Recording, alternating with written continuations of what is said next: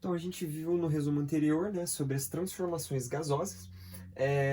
A gente viu, né, sobre como a gente chegou na o que seria a equação geral dos gases, né, que a gente tem, que é PV, né, sobre T igual a K, que é uma constante. A gente chegou nessa determinação no resumo anterior, né, porque a gente viu os tipos de transformação isobárica, isovolumétrica, isotérmica. Então, nesse caso, a gente conseguiu, né, definir o que seria essa, essa equação, né, seria da transformação isotrópica, né, que a gente tinha, que seria a junção de todas as fórmulas, né, no caso. Então a gente descobriu que a gente tem pressão vezes o volume sobre a temperatura, a gente vai ter uma constante. Então nesse caso, a gente vai tratar de volume molar primeiramente. O volume molar é o quê? É quando você tem 1 mol de qualquer gás, né, no caso, na CNTP. Então, no caso, a CNTP condições normais de temperatura e pressão. Então a gente vai ter 1 mol de qualquer gás estando a 273 Kelvin, né, ou 0 graus Celsius. Para efeito de cálculo, a gente utiliza o Kelvin, a 1 atmosfera ou 760 milímetros de mercúrio. E ele vai estar ocupando o volume de 22,4 litros. Então, é quando a gente tem essas condições ideais. Mas o que acontece se a gente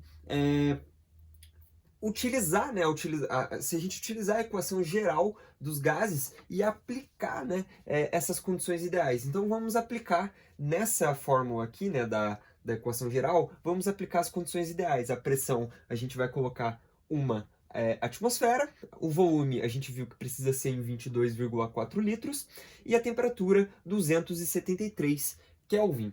Então, nesse caso, a gente vai fazer esse cálculo e a gente vai chegar numa constante, que é a constante 0,082 R. No caso, a gente vai utilizar isso daqui como uma constante R dos gases. Então, nesse caso, veja o seguinte: se a gente utilizar a pressão como ATM, como unidade de medida ATM, a gente vai ter esse resultado. Veja, se a gente utilizar se utilizamos, né, a pressão em ATM, a gente vai chegar nesse resultado, né, com a seguinte, se você faz a análise dimensional, você chega nessa unidade de medida. Mas veja que o valor da constante vai ser 0,82 ATM. Mas a gente sabe que a gente pode utilizar 760 milímetros de mercúrio. Então, se a gente utilizar essa medida, né, a milimetragem de mercúrio na temperatura, na pressão, a gente vai ter 62,3 milímetros de mercúrio por litro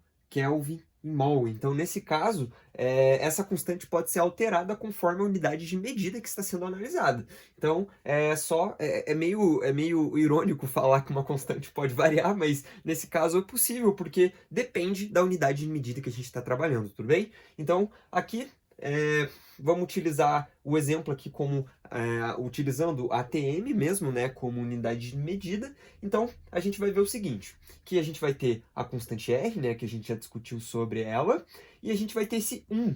Esse 1 vai ser referente à unidade, esse 1 vai ser, no caso, a quantidade de mols presente. Então, nesse caso, a gente está tratando com 1 mol.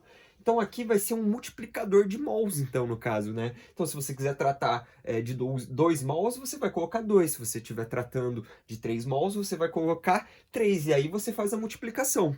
Então veja o seguinte, se a gente faz a substituição desse termo N, né, que a gente chama N de número de mols, e a gente substitui o R pela constante que a gente consegue determinar, né, com a equação dos gases gerais, então a equação geral dos gases, né, no caso, se a gente faz a substituição, a gente vai ter então que tudo isso daqui, né, todo esse cálculo vai dar N vezes R. Só que veja o seguinte, isso daqui vale a pressão, isso daqui equivale ao volume, isso aqui vale a temperatura. Então, a gente vai ter PV, T, esse T está dividindo aqui, a gente passa ele para cá multiplicando. Então, nesse caso, ó, veja, a gente vai ter P, V, T, vai passar ele para cá multiplicando, e a gente chega na equação dos gases ideais. Então, nesse caso, a gente também pode chamar de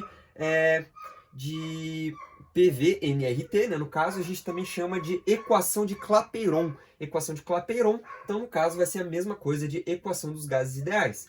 a gente só lembrando, né, que N é a quantidade de matéria, né, no caso o número de mols, e M é a massa do gás em gramas, e Mzão, né, no caso, vai ser a massa molar do gás. Então a gente vai ter grama por mol, ou grama vezes mol, elevado a -1, né? Por conta daquela regra matemática que você pode tirar a parte de baixo da fração e passar multiplicando com um expoente negativo. Então, basicamente, seria isso. Essa é a determinação da equação geral dos gases, né? Ou então, equação de Clapeyron.